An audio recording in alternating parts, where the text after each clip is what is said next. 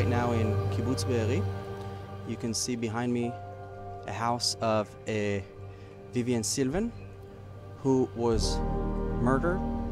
Her house was burnt alive. She was burnt alive. And I just want to show you the inside of the house real quick. She was a big peace activist for peace between Israelis and Palestinians, but at the end of the day she was burnt alive inside of her house, and she was identified because they found the ashes. So let me show you.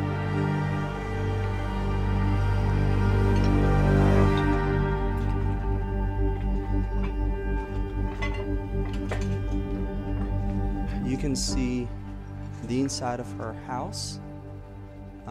So Kibbutz Be'eri was one of the big kibbutzes that was that came under attack, and you can see that there were when they tried to get into the house, they couldn't, so they set the entire house on fire. Let me show you where they found her ashes. This was the bomb shelter,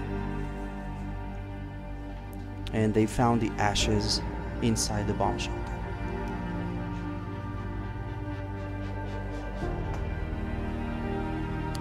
And let me remind you that she was a peace activist who ended up being burnt alive inside of her house. Israel is right now at war. You can see people, the mainstream media, they're attacking Israel and asking, why do we feel the need to attack Gaza, and why is Israel occupying Gaza?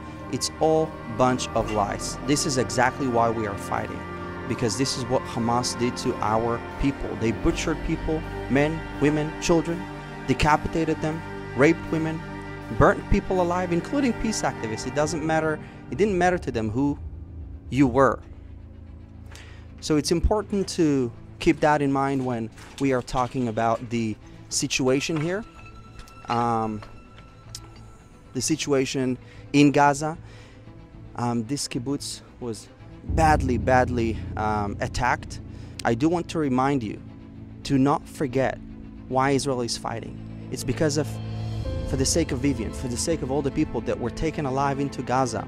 A senior Hamas spokesperson had the audacity to say that they took them as guests into the Gaza Strip. But they are horrible terrorists, and calling them animals is an insult to animals, because animals hunt for survival, and these people hunted and butchered people for fun. They laughed and they enjoyed it. And this is another house of an Israeli family, Jewish family.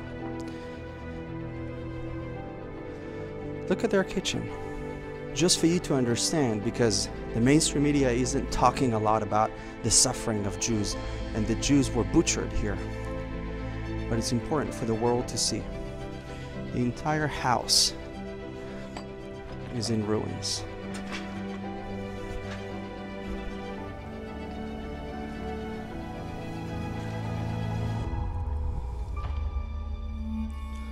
And it's not just this house. Houses over there, and the Gaza Strip is right there. But the important message that I have for you is that it's not just about Hamas. It's not about eradicating Hamas. It's a mission, but it's radical Islam that poses a threat, not just to us Jews living in Israel, but to you, people living in Europe, to our friends in America. They don't see us as humans. They see us as subhumans. Radical Islam is a threat to our existence in Israel and in the West. It's not just Israel's problem. So therefore, Israel's fight is your fight as well. Israel's victory would be your victory as well. Because keep in mind that when the Allied forces were fighting against the Nazis, they didn't think about keeping people alive. They didn't think about having mercy. They didn't just imagine if there were protests in the West calling for the Allied forces to stop attacking the Nazis because they're placing themselves in civilian neighborhoods. What they were thinking about is victory, pure victory against the evil. This is a war between good and evil. And we are going to win because we have no other choice. So I ask you to keep Israel in your prayers, keep the soldiers of Israel in your prayers as well.